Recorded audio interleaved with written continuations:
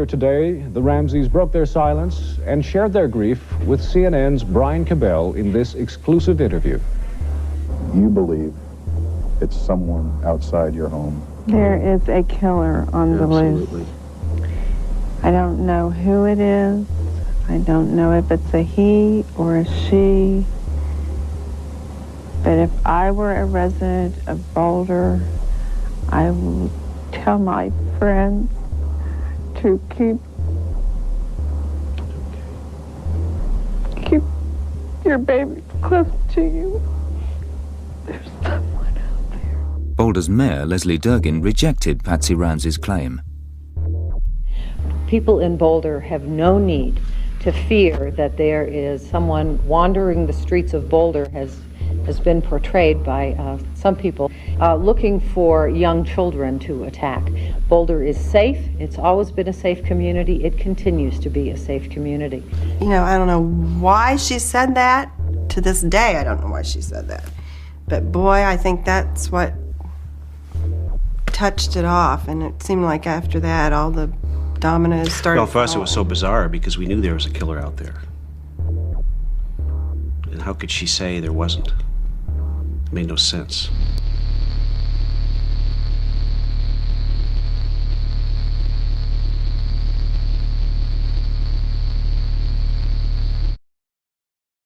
What I would recommend is that somebody contact BobEnyart and ask him. What you can do is have your investigators simply Google his name, BobEnyart, and you can see what we've done. We've put all of his personal information on the internet, shows up hundreds of thousands of times, and he's a public figure here in Colorado, and he's ignoring it. And so his pre-Miranda silence is more than an admission of guilt. And so you guys should have more than enough, because the investigators have taken our DNA on false allegations. They've taken our children on false allegations, trying to silence us. And so we've been threatened with arrest, but no police has yet to even go question him or take his DNA, and that's a concern for me as a citizen.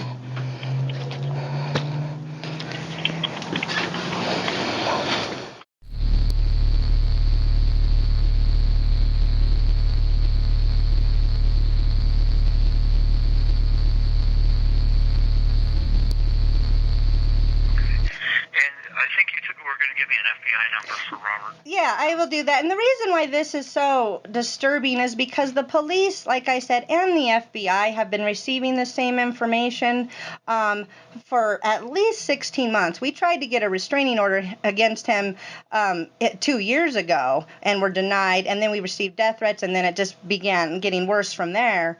But nobody has even done a little old-fashioned knock and talk and asked him the questions. We have websites put against him. We have all of his personal information all over the internet. I mean, I can give you the websites and you can find everything you need. And he won't even tell us to stop. He won't sue us. He just keeps threatening us.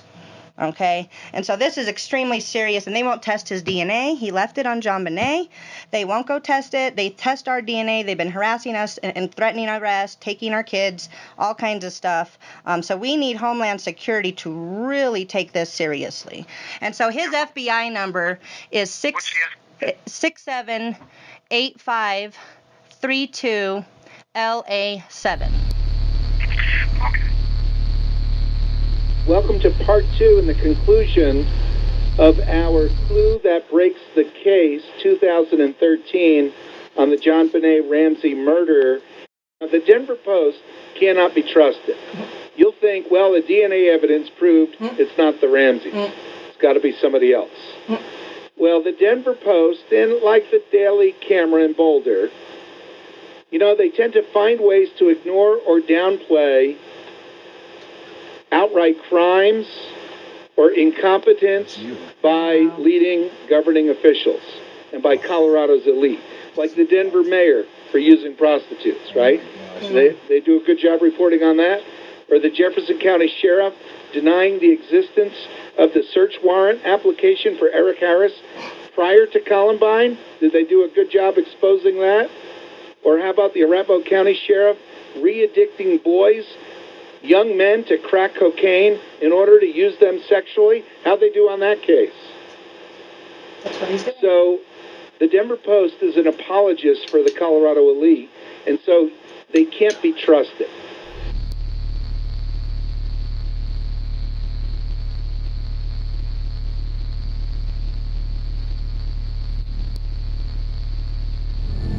From the very start of their investigation into the death of 6-year-old JONBENET Ramsey, Boulder, Colorado police were suspicious of her parents, John and Patsy. The day after the murder, DNA samples were collected from JONBENET. There's DNA in 2 places, under her fingernails and in her underwear, none of it belonging to the Ramseys.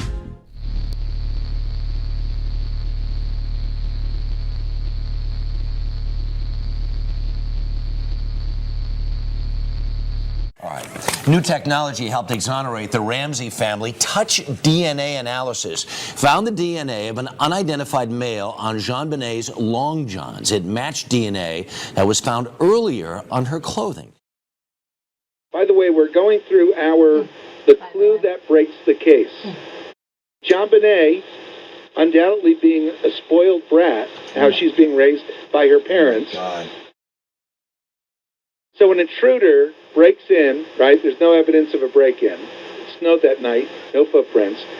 Intruder breaks in and kills JONBENET and uses duct tape and a cord, but removes that stuff but leaves the body. So like the intruder's going to try to cover up the evidence, removes the duct tape but leaves the body. As a 6-year-old beauty queen, JONBENET Ramsey was publicly sexualized by her parents, dressed provocatively, and coached to saunter like a seductress. That's wrong. You teach your daughter to dress like that and to behave like that. So Patsy Ramsey living her life through her little girl.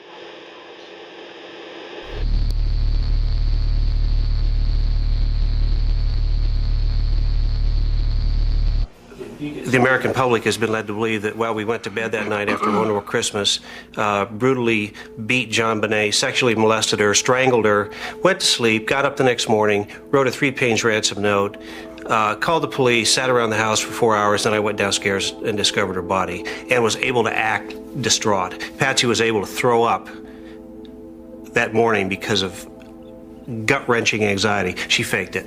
Help me understand that. Where is our common sense as a society, as a race of people? What do you think happened? Well, I think what happened, and it's, I guess, supported by evidence and seasoned people that have looked at it, is that this person came into our home when we were out for dinner on Christmas night, and then waited until we went to bed and took JONBENET from her room. And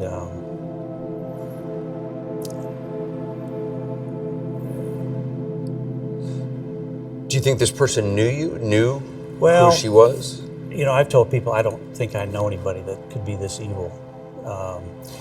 But we were it was a small town. We had a rather large company in that town. We'd gotten publicity from time to time, which probably raised our visibility. John Douglas, who's a very well-known crime profiler, said he believes it's someone that was either angry at me or jealous of me. And well, I can't imagine I've made anybody angry at me. You know, there's a book author, an FBI criminal profiler, John Douglas. He wrote the book Mindhunter, which reads in part like the JONBENET case in the use of duct tape, ligatures, and similar phrases in the ransom note. And John Douglas's book was found by the detectives in the Ramseys' bedroom. If the Ramseys murdered their daughter, possible motives include parents blaming the daughter for their own sexual abuse of her, jealousy of the mother toward the daughter, sexual incident getting further out of hand than even planned, outburst of wrath after sexual assault unintentionally breaks harms the child lethally. The actual murder then and the kidnap scheme came about to cover up the initial crimes.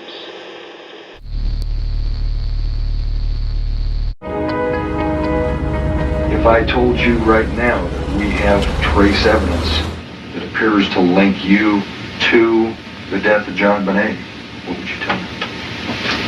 It's totally impossible. Go retest. We're talking about scientific evidence. I don't give a flying flip how scientific it is. Go back to the damn drawing board. I didn't do it. John Ramsey didn't do it, and we didn't have a clue of anybody who did do it. Even after 3 days of grueling interrogation, Patsy staunchly maintained her innocence. You know, quit screwing around. Let's find the person that did this. We have had everything in our lives scoured. I mean, they have talked with my 4th grade teacher, my, friends from elementary school. There is no history of any kind of activity like this. We did not, it's ridiculous. It's just ridiculous. These are family members, but what they say is supported by Boulder Social Services. After the murder, they videotaped a long interview with JONBENET'S 9-year-old brother, Burke. The police watched from behind a two-way mirror. Social Services later reported there was no indication of either physical or sexual abuse. The police declined to take part in this program, but even their inquiry supports the family. Many months of investigation into possible sexual abuse, according to one law enforcement official, had yielded 0. Frigging 0. It means the case constructed by the media against the Ramseys is baseless. There are other suspects for the murder who the police have been slow to pursue. It is perfectly possible the killer was hiding in the house when the Ramseys returned and may have been there for some time. But the clue that breaks the case is the phrase, "I advise you to be rested." No theory of an intruder can explain that phrase, nor much of the above evidence against the Ramseys. But that key phrase explains the evidence, both the damning and the exculpatory evidence both.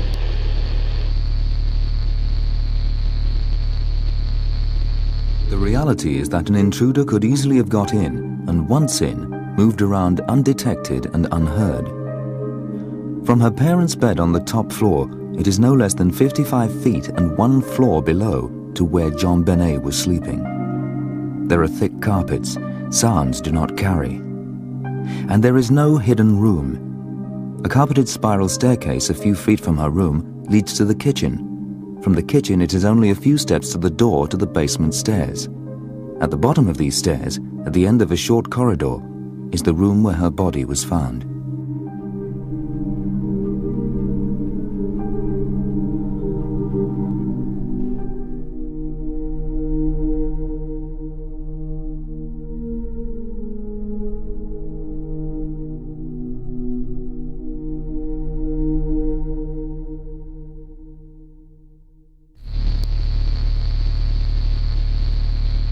He is an extreme manipulator. He's a cult leader. He has a radio show in Denver. He's being sued by NPR right now because he's a thief.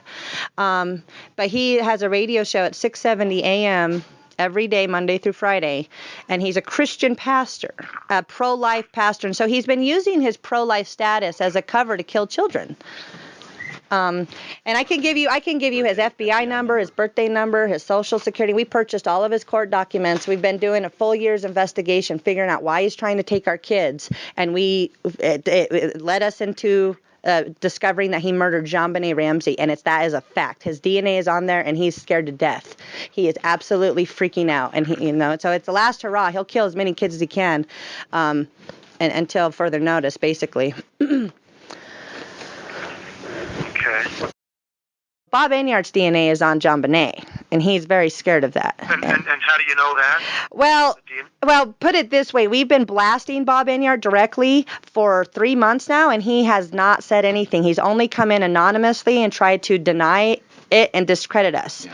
And so the fact that he's a public figure, I've been telling him directly, sending all 12 of his emails and all 100 of his followers directly.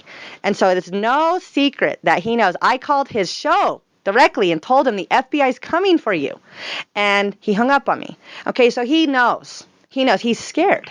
He's scared. Go talk to him. Here's the thing. Go talk to him. I could be lying, but go talk to him. Yeah. I mean, if I'm lying, go find out from him, because he wrote all about JONBENET on his Shadowgov website. His Shadowgov is the small foreign faction spoken of. He wrote all about it in great detail, how John Ramsey and Patsy Ramsey did it. And now he's saying Burke did it, the 9-year-old at the time. And so he's going into great detail on how John Ramsey went and got the DNA from an adult bookstore or a striptease club back there in 1996, and how that DNA is impossible from an intruder's perspective. It has to be from some striptease club that John went out and gathered in the middle of the night and put tissue under her fingernails too. I mean, read it. It's on shadowgov.com. You can read his account of what happened to the Ramseys. Okay. We didn't get his or any of theirs? Yeah, and the thing about it is we've been telling the cops, Westminster, and everything about them, and they went out and took 700 DNA swabs, people in the cell phone towers and people falsely accused like me. They haven't taken the Bowmans, and they haven't taken Enyarts. And I don't really know how a sting goes, but I assume that when you're a number one suspect, you're just being watched. And this is the type of criminal that he's in charge of hundreds, if not thousands, of missing children, rapes and murders, and hookers in the 80s that showed up missing. Any kind of dead body cold case that you guys can't figure out, you can look at BobEnyart, and you'll probably be able to get some answers, and I'll promise you that.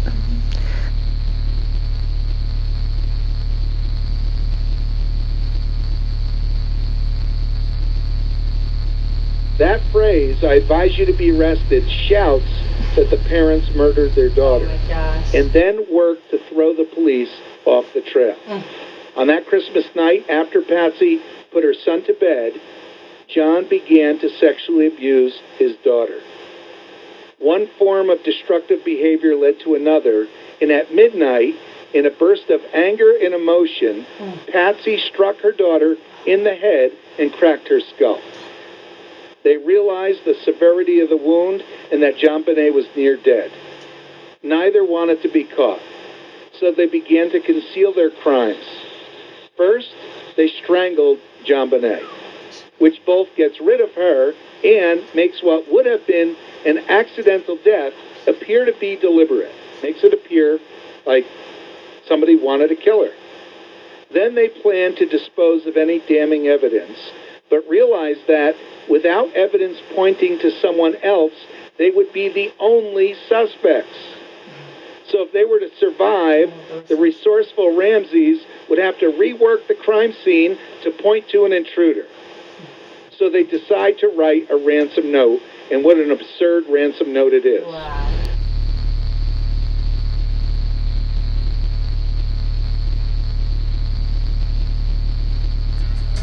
Six weeks after the murder of JONBENET Ramsey, Boulder, Colorado police were still hammering away at their only theory, that her parents killed her.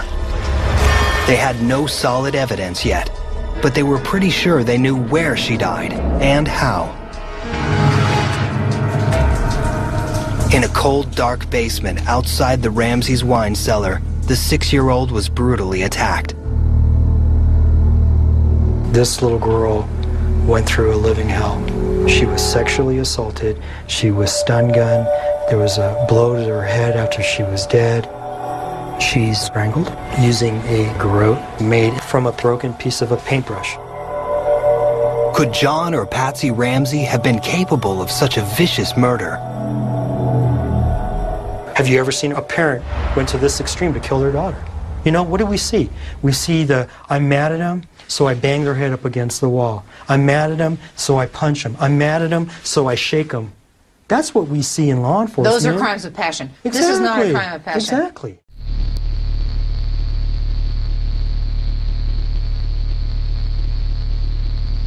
So with that pretext, they went to work. John found a pair of unused shoes somewhere in the garage and made a footprint next to the body. He then took those shoes the oversized underwear, the other damning evidence with him, like the duct tape, and he left the house around 1:30 in the morning. He went out to find a public restroom at a gas station, a diner, wherever. Somewhere along his journey, he dropped the damning evidence in the trash. At the restroom, he used the underwear that Patsy had recently purchased to pick up a pubic hair, a single one pubic hair from a public toilet. He picked up one. How'd you know that? And he rubbed a stain onto the underpants. Later, Mr. Ramsey returned to the house, planted the lone pubic hair on the blanket, put the stained underwear on her body, and broke the basement window, even though there's no evidence of anybody coming in from outside, and disturbed the windowsill under it, which he later pointed out to his neighbor, Fleet White. The unidentifiable DNA material under the fingernails was likely collected by John. Likely. Or even by a few days of normal child's play. Or that too. That material did not come from an intruder, which would have suggested that JONBENET fought and struggled, getting the attention of her neighbors, but not her brother or her parents.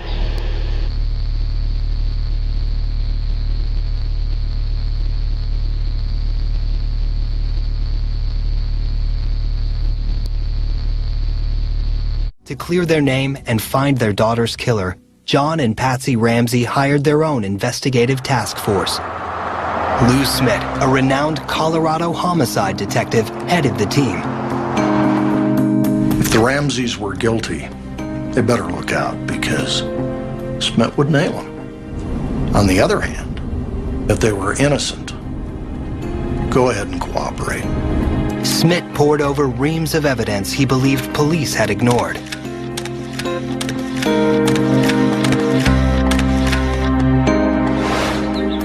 From the beginning, the Ramseys insisted that JONBENET must have been killed by an intruder, but police said the basement window was too small for a man to crawl through. So Lou Smith did something surprisingly simple. He tried it himself. It really wasn't that difficult coming in that window. And often, a burglar or an intruder, if they find a safe way in, they also figure it'll be a safe way out. And if you remember, there was a suitcase that was right underneath this window. And if he figures that he has to go out this window, he may think that it would be much easier if there was something to stand on. This crime can be solved. Our killer in this case left a lot of evidence behind. JONBENET, under her fingernails, had her blood, no doubt about it. JONBENET, under her fingernails, also had foreign DNA. In her panties is foreign DNA. It does not belong to anybody in this family. I think JONBENET got a piece of her killer. There was also hair left at the scene. It was right on the blanket that was covering JONBENET. This is a Caucasian hair, and it's not John, and it's not Patsy Ramsey's hair. Is it our killer's hair? Whoever left it there better have a very good reason for leaving it there. There are so many clues left behind on this scene. Many murders are solved with less clues than this, but in order to find a killer, we have to look for him.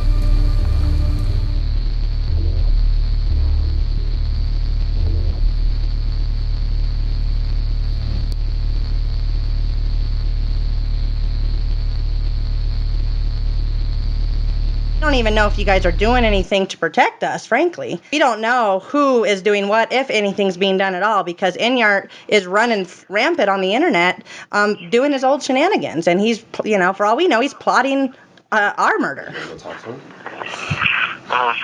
Cutting out. Are you in a place that, are you traveling or? No, I'm not. It might just be a bad connection. I could maybe try calling you back. No, this seems better. Okay. I know this is stuff we've talked about before, but in 2011, Enyart made a claim to Northland Police about you guys, you and your husband, right? And some sort of child neglect allegations, correct? Not exactly. He what he did is he basically organized a church-wide conspiracy and made multiple false reports against us, saying we were going to murder our children. He would have framed us for the murdering our kids if he could have gotten away with it. We happen to homeschool, so we don't let our kids walk to school. But this individual is very dangerous, and I'm wondering if you guys if they can come and get a court order to take my children away off of some lies, saying that I'm going to murder my kids in the basement of my house. How much more do you guys need to go get a DNA test from Enyart when he is a #1 suspect in this case? The #1 suspect in what case? Well, the JONBENET Ramsey case, and then he's also the one who organized Jessica Ridgway. Okay. About JONBENET? Well, what about JONBENET? I mean, his name probably wouldn't come up since he runs in the shadows, and he's a Charles Manson, and so he can organize hits, and he can have little gamers go out and do work. But what about he runs the small foreign faction from that he wrote about in the ransom note. The only time his name has ever come up is when you guys call. Okay, so can you follow up on a lead and perhaps go talk to him, because he knows that he's caught and he's guilty of murder. Did you guys read the JONBENET ransom note, the breakdown, or the 42-page timeline that we submitted? The problem with all this, ma'am, is it's almost like a tit for tat. You make a report about him, he makes a report to the police about you. No, that's not it. No. Well, it sort of feels like that's what you're doing. It feels like you're trying to use us to kind of do your bidding for you because you don't care for this guy because he's made reports to North Glen about you. No. That is not it at all. Detective Foster, it's done the same exact thing to us that he has done to the Ramseys. He has falsely accused us. This is not a revenge type of thing. We have a large amount of circumstantial evidence that would nail him to the ground. Let me talk. Hold on. Detective Foster, my name is Curtis Likesboysiii. You and I we talked originally last October. Do you remember me? Yeah. Okay. All right. I know you can't tell us much about it, but what you just said, tit for tat, was quite insulting. Did you get the 42-page timeline from me that I sent? So. Okay. I believe so. Has anybody reviewed that? Have you reviewed it? I have not. No. You haven't reviewed it? No. But I know that it's gone to my bosses. I have not spoken to them about it, so I don't know if they have or You're not. calling back today. Is it because your bosses told you to call us back? Yeah, I got a message to give you guys a call. Okay. All right. So you don't know what's going on with this case, correct? Go ahead and enlighten me. Well, no. I'm asking you. It's just a question. I'm not going to talk to you about that open case. So if you have something you want me to know, this is your opportunity to tell me. Mm-hmm. But I'm not going to talk to you about what's going on with the case. So why would you say it's tit for tat? We've been talking to the police, including you, for since at least October about this. Every conversation that begins is, you're accusing him of a murder that's been cleared by somebody who's not him. Every conversation starts with, "This is what he did to us." What are you talking about? This is only the second time we've had a conversation with you. That's it. Well, and then I'll put it this way: different piece conversations start the same way, and that's really how it seems. Well, I mean, if there's something you have for me and you want me to know, this is an opportunity to tell me. Okay, are you just back and forth with you about motivation or anything like that? So, is there something you would like me to know? Is there something I would like you to know? Yeah, I'd like you to know that BobEnyart should be a suspect in that murder, JONBENET, and that you should probably take it seriously. Yeah, take it very seriously. It's not a tit for tat, sir. It's not. Okay. We. Well, do you understand that when you present it the way that you guys present it, that's really how it sounds? Look, Detective Foster. Detective Foster, no. Hear me for a second, okay? No. Detective Foster, I haven't been able to present it. The last time you and I talked, you were going to call me back. You never did. I figured you guys were on it. And a lot has happened since then. Okay?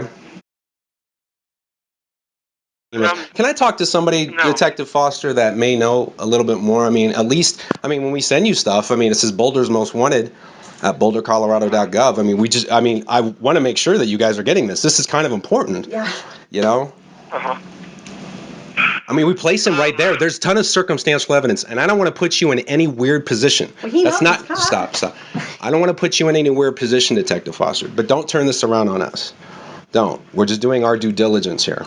We got a guy who's a murderer, and we're just trying to protect all of us because he's running rampant here in Arvada and Denver, and he was up there in Boulder in 1996 when this little girl was murdered. And for some reason, the police still haven't gotten his DNA yet. That's what I'd like you to know. Do you see my concern? Yeah. Because you and I had a pretty good, delightful conversation last time, so I don't know why you're turning it around on us. I'd rather you not do that, because we haven't done anything wrong. We're just trying to do everything right in this sense. Did you kind of see where we're at? Do you kind of see what kind of position that we're in? Yeah. Okay. Do you have anything new? We might. Can you think of anything? Here. Detective Foster wants to know if there's anything new. Go ahead and tell him. The only thing new, Detective Foster, we don't even know what you guys know. And so we have a complete breakdown of the JONBENET ransom note that explains who the group of individuals are. I'm just a mother with 6 kids, and I'm not here tit for tat, but what I do feel is I feel for Patsy Ramsey, who was falsely accused by not only your department, but by a whole group of individuals. Do you have anything new? Yes. She's talking to you and telling you. Yes, I do. Yes, I do. You can check out 1,000 pieces of evidence that put out a nice post-murder behavior pattern of how this man likes to slander innocent families and falsely accuse people of murder when he's responsible for the crime. Okay, I uploaded them all to Google Docs so everybody can see the kind of stuff he's done to us, because it paints a pattern of what he's done to the Ramseys. And you forwarded that to us, or is there a way we can look at that? I can forward it to you. You gonna look at it? Are you going to look at it? There's 1,000 pieces that prove a nice post-murder behavior of someone who's guilty and who has this pattern of falsely accusing. He accused me of the same exact stuff he accused Patsy Ramsey of. Okay? There's a pattern here. And we have 20 years almost in between, and it doesn't seem like this guy gets away with murder, and nobody seems to care. We get falsely accused of murder. Our DNA gets sampled, and our kids get taken away off of lies. So I'd like to know if you guys can go get something off of the truth. Yeah, like DNA. Like a DNA test, because he's scared to death of that. Can you forward that? Yes, I can. Email address that you were sent stuff to before? Yes, I can. I will do that.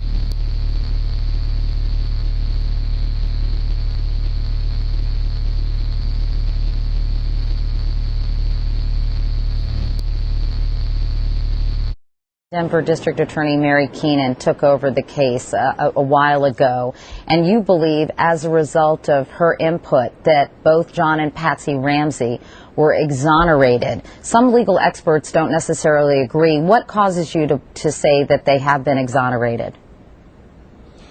Well, I don't think there's any doubt about it, Katie.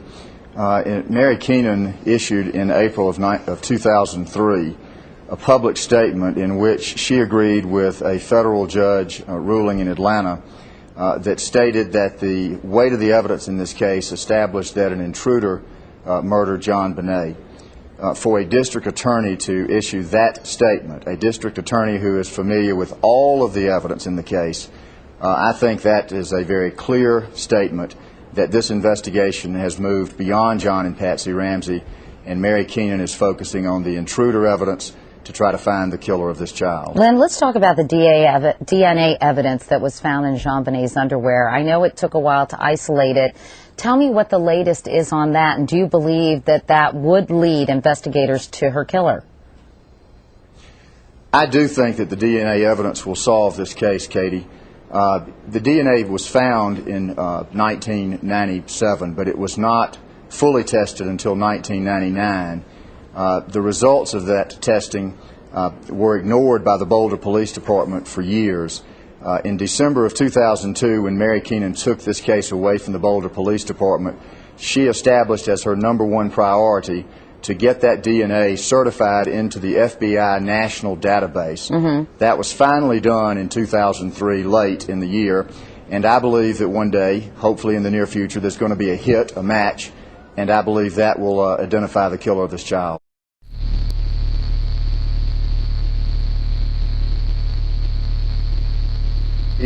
Tell those folks that think that John and Patsy were involved to take a look at the evidence, and they'll learn that they're wrong. All right, Lynn Wood and John Ramsey. Gentlemen, thanks so much. We do not have sufficient evidence to warrant the filing of charges against anyone who has been investigated at this time.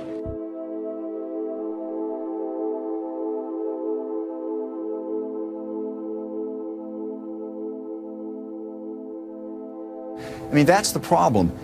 You really don't know what this grand jury was thinking, and you don't know what evidence, if any, actually supported the charges. What we do know is that, as you pointed out at the beginning of the segment, Alex Hunter did not pursue charges based on this grand jury true bill. Right. And he was right, because what this grand jury did not know, that was learned 9 years later, is that there was conclusive DNA evidence found on the clothes of JonBenet in 3 different locations, which unequivocally exonerated the Ramsey family, which the Boulder District Attorney did in public in 2008. Let me ask you about that DNA, though, because obviously, as you point out, Lynn, DNA of another person was found on JonBenet's underwear. That DNA used to exonerate the Ramseys. But it would seem, until there's an actual suspect identified and linked to that DNA, how can it prove that the murder was committed by somebody else? It just means somebody else was there at some point. It doesn't mean fully that they didn't do it, right? Look, it does, because look at the findings. This grand jury knew that there was DNA found in JonBenet's underwear in the crotch area. What was learned 9 years later is that there was DNA on both sides of her pajama bottoms. That DNA matched the DNA found in her underwear. As the district attorney, Mary Lacey, at the time stated, there is no innocent explanation to find foreign male DNA in 3 different locations on the clothing of a murder victim. That DNA is the DNA of the perpetrator.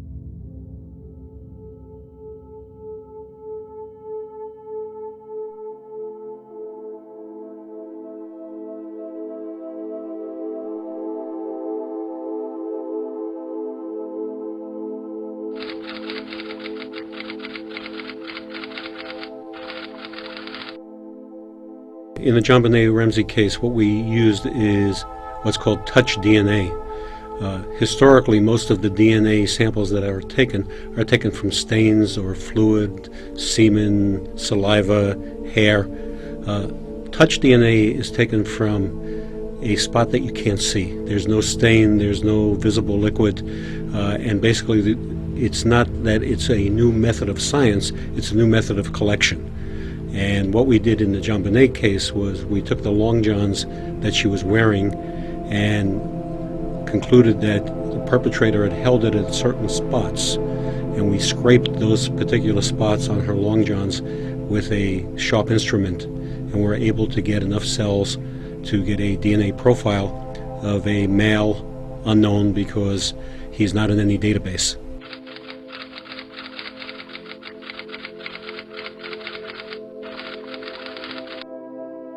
Well, what it shows is that someone, not any of the Ramseys, DNA appeared in 3 places. In a blood stain on JonBenet's panties that was taken in 1997, and then this most recent in 2 other spots, the same male profile was found on the long johns, where we believe the perpetrator pulled them down from JonBenet's body.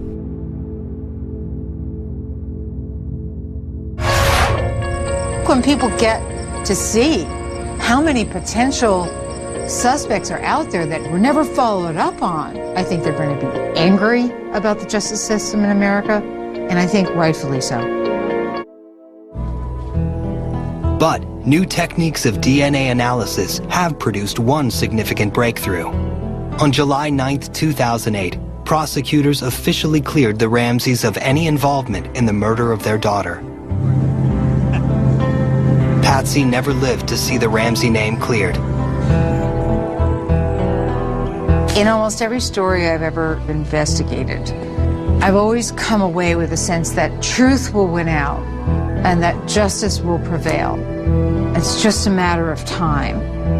And when I think of JonBenet Ramsey, I don't want to let go of that hope.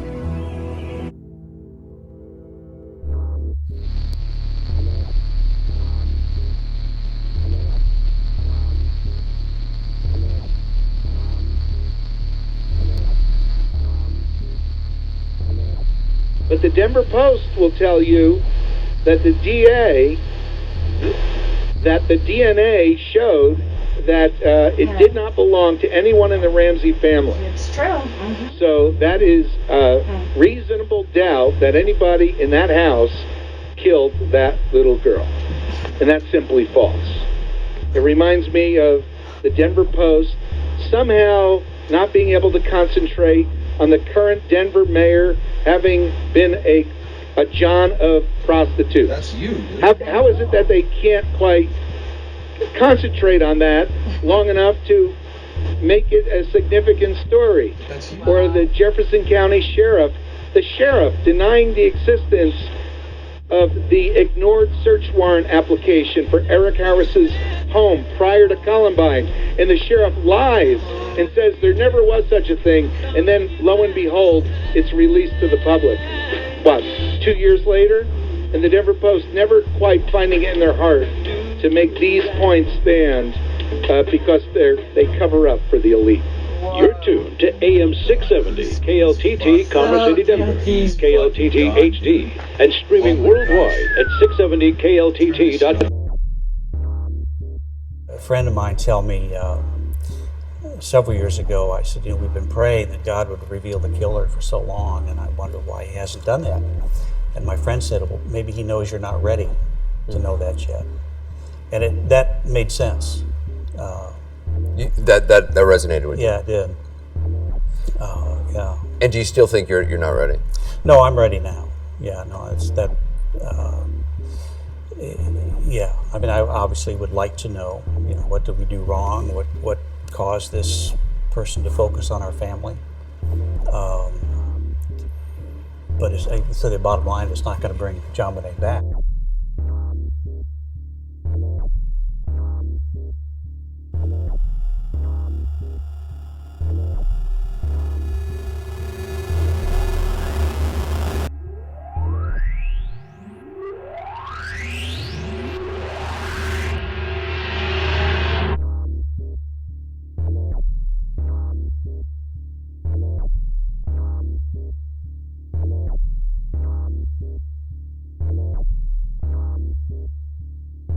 And that's the clue that breaks the case.